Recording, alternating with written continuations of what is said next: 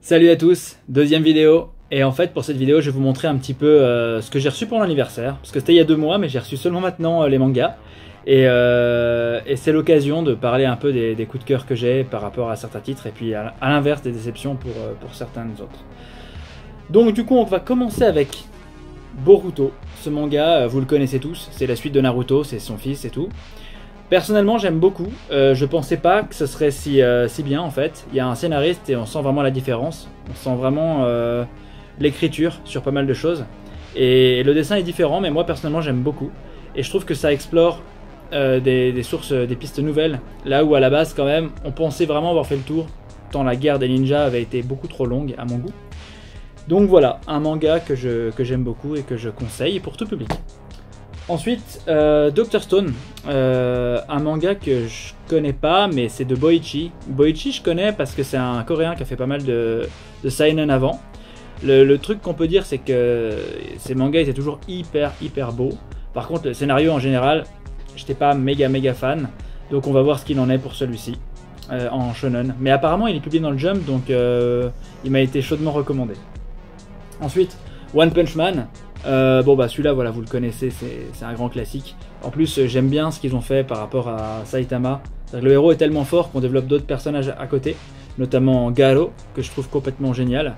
Et on sent vraiment que l'histoire commence à se centrer sur lui. C'est vraiment l'auteur utilise beaucoup de pages, de volumes pour développer cet anti-héros qui est beaucoup plus intéressant que Saitama et on sent que ce sera sa némésis au final.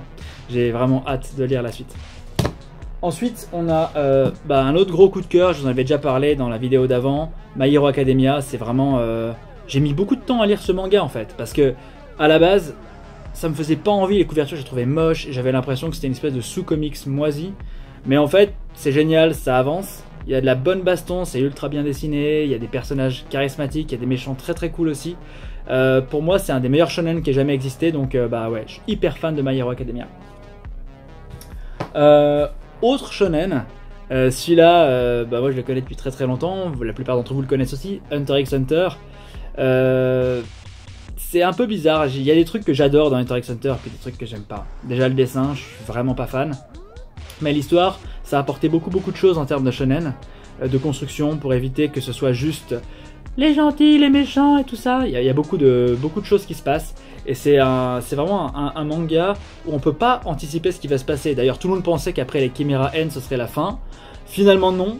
Finalement, il crée un autre arc. Le mec est à moitié mourant. Il publie un volume par an, mais il continue quand même. Donc, j'en ai 3 de retard. D'ailleurs, celui-là, il me le manquait. C'est pas le dernier. Mais j'ai hâte de lire la suite quand même. Pour voir sur quoi ça part. Et au pire, je vous dirai si j'aime pas. Ensuite, un grand classique, Black Butler. C'est vraiment, ce manga, c'est un fourre-tout, il y a de tout. C'est un manga sur la bouffe, c'est un manga sur les enquêtes, c'est un manga sur des énigmes, c'est un manga de baston des fois.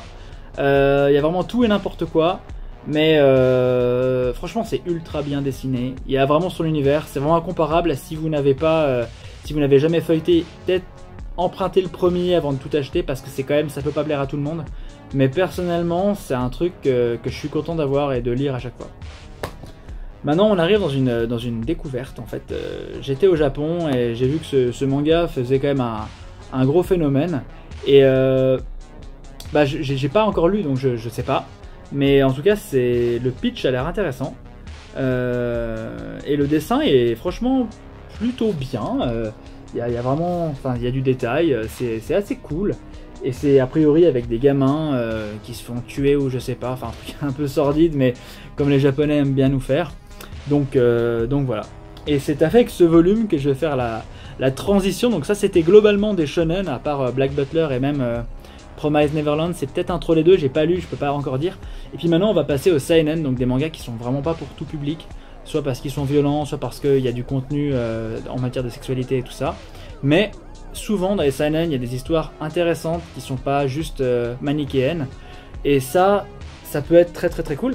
Donc on va commencer avec Noise, qui est le premier volume apparemment, d'un auteur qui s'appelle Tetsuya Tsutsui. Personnellement je suis très fan. Il a fait beaucoup de one-shot et de séries très courtes, comme Reset ou comme Manhole. qui sont vraiment des très bonnes séries. J'aime bien son dessin, c'est assez simple, mais c'est très bien raconté.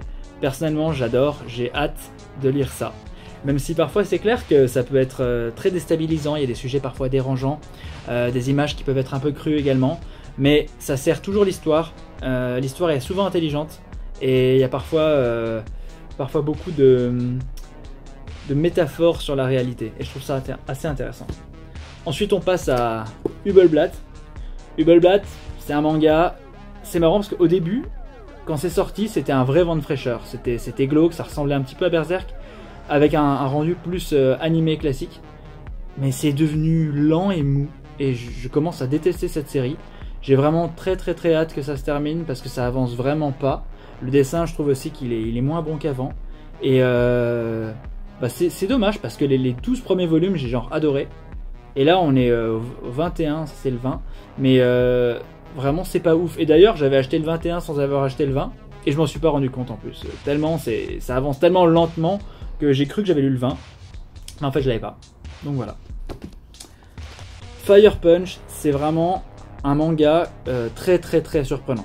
C'est un bon manga, un bon seinen, mais c'est hyper noir, c'est hyper glauque. Vraiment, je le conseille pas en fait pour les plus jeunes, parce que c'est hyper sombre et hyper confus en plus. On comprend un peu rien des fois. C'est vraiment un peu un anti-manga par rapport à la construction de scénario. On sait pas ce qu'on va attendre. On présente des personnages. Potentiellement ils peuvent mourir à tout moment. L'histoire est très perchée. Même si ça a l'air classique, c'est très perché. Et je pense que ça devrait se terminer, parce que le volume, ça c'est le 7. Le volume 6 c'était déjà vraiment, je trouve, beaucoup moins intéressant.